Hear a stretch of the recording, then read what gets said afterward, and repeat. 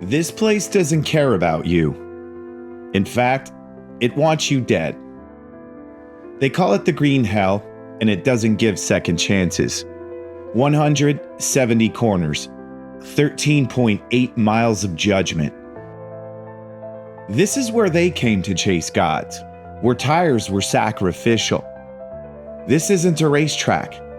It's a riddle carved into the Eifel Mountains. And every lap asks the question, do you belong here? Or are you just passing through? The track never forgets, and it never forgave Niki Lauda. In 1976, one mistake and fire tried to erase him. But he came back, because racers don't retire, they return. Scarred, focused, addicted to the hum. And now, Ron Turner, 80 years old, and the Wolseley Hornet Special Club have come to face the crucible. Steel against stone, history against heat, experience against everything this place can throw at them. There's a sound you can't hear, you can only feel, like a fuse being lit in your spine. This is Nürburgring. It doesn't crown champions, it baptizes them.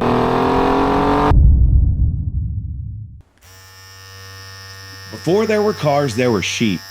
And before the Hornet even took to the track, a young engineer was chasing something else entirely. Wool. In 1868, in the blistering heat of the Australian outback, Frederick Wolseley set out to mechanize sheep shearing, an industry still driven by sweat and steel blades. Around 1887, he hired a 20-year-old engineer from Birmingham, Herbert Austin. Austin didn't just improve the machines, he reimagined them. And Austin saw more than sheep. In the off-season, he experimented. And in those same workshops, once filled with fleece, Britain's earliest motor cars began to take shape. By 1901, Austin had steered the company from livestock to locomotion. And decades later, the Wolseley Hornet Special would emerge, not just as a machine of speed, but as a legacy of invention and the restless pursuit of motion. The Hornet wasn't born in a garage, it was born in a shearing shed.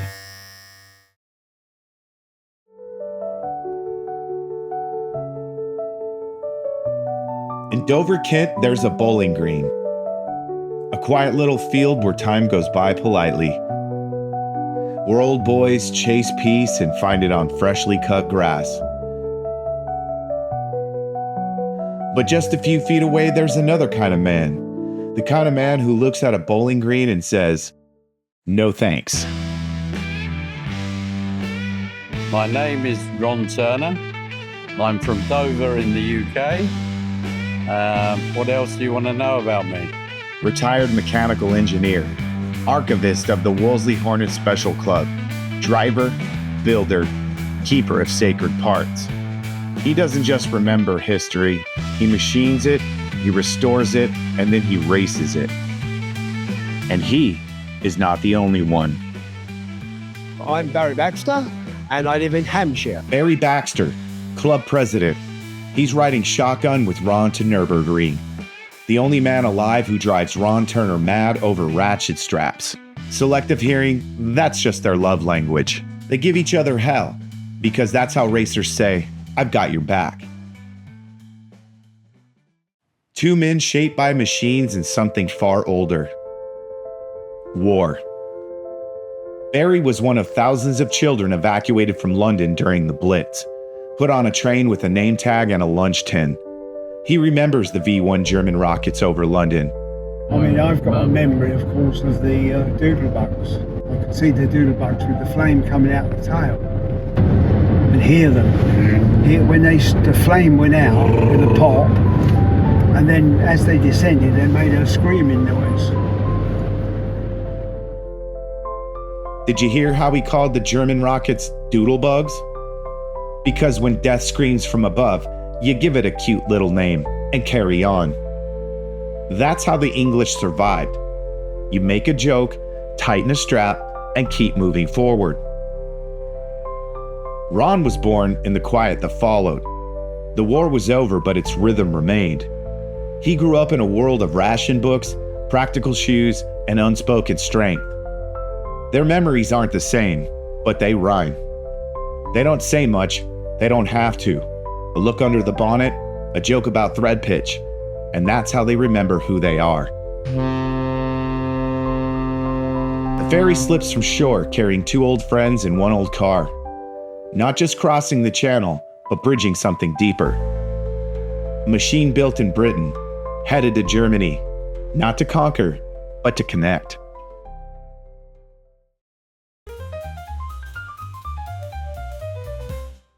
From 1930 to 1934, there was the Hornet Car Club. After that, there were only photographs. Dust in the air. It was a blur of wheels and willpower. Racing wasn't so much a spectacle as it was survival at speed, elegance and danger sharing the same chassis. And then, 1950, with a pot of tea and a vote of hands, the Wolseley Hornet Special Club was born. Properly founded, properly documented. Men and women drawn not just to speed, but to shape, sound, fellowship. The way something mechanical could become something so emotional and cerebral, all at the same time. Something about the Hornet which, just clicks up here. Another engineer said, I've got just the car for you. He says, he's the right bird puller. I love the look of them. They look sporty. And that was the Hornet Special. Yeah, that's my favourite car. And now, decades later, they've arrived at the Nürburgring Classic, a living time capsule wrapped in forest and thunder. They've come to the green hell. To tempt the gods, to misbehave with dignity, to prove the line between madness and legacy is disguised as a starting line. This isn't a club, it's a battalion of misfits and masters.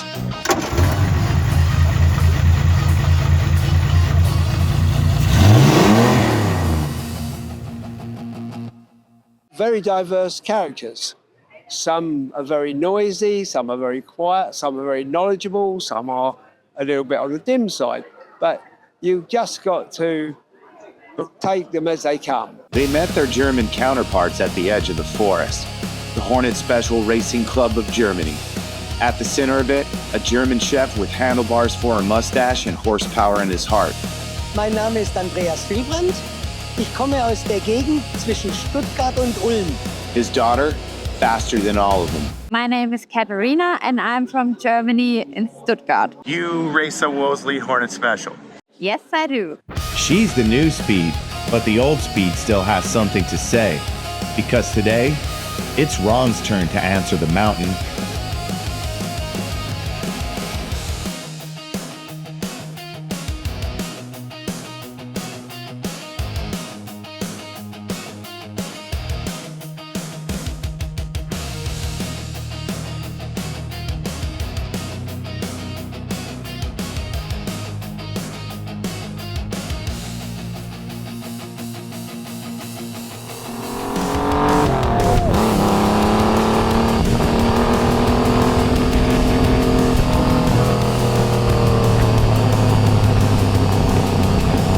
Four unapologetic laps. No reserve, no second thoughts. Just memory and motion, and one last dance with the devil.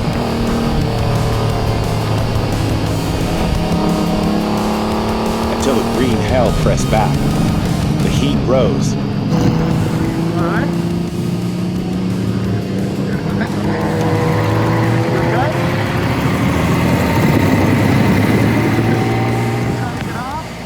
The body reminded the spirit of its years.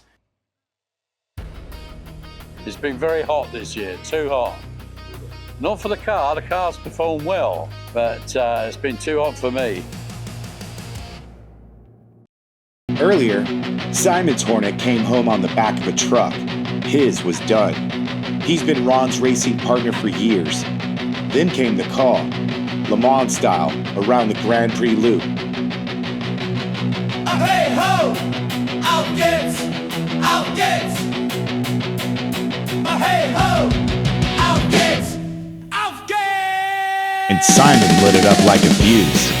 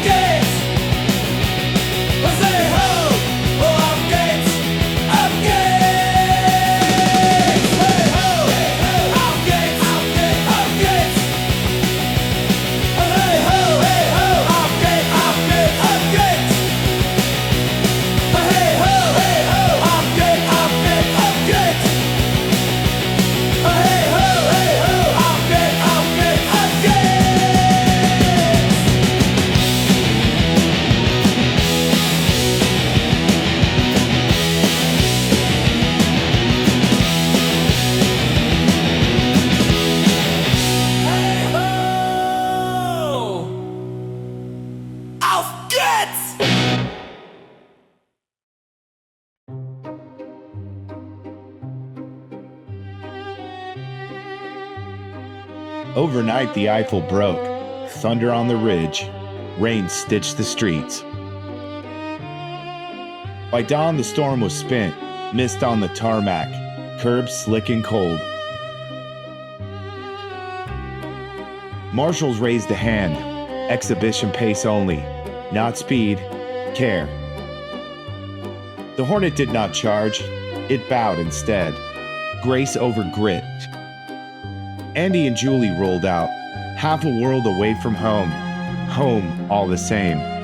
Not racing this time, remembering together. A thank you in motion. Each corner a courtesy, each straight a breath.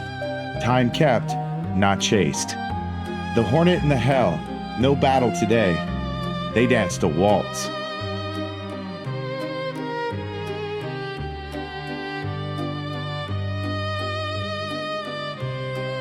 Then the music stumbled.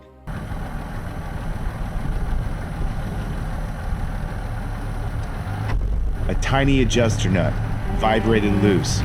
The old girl sighed, coasted to stillness, silence. Then smiles. You enjoyed the trip around the Nürburgring with your husband? Yes, it was lovely. Boots on asphalt, hands on timber and tank. They pushed as one.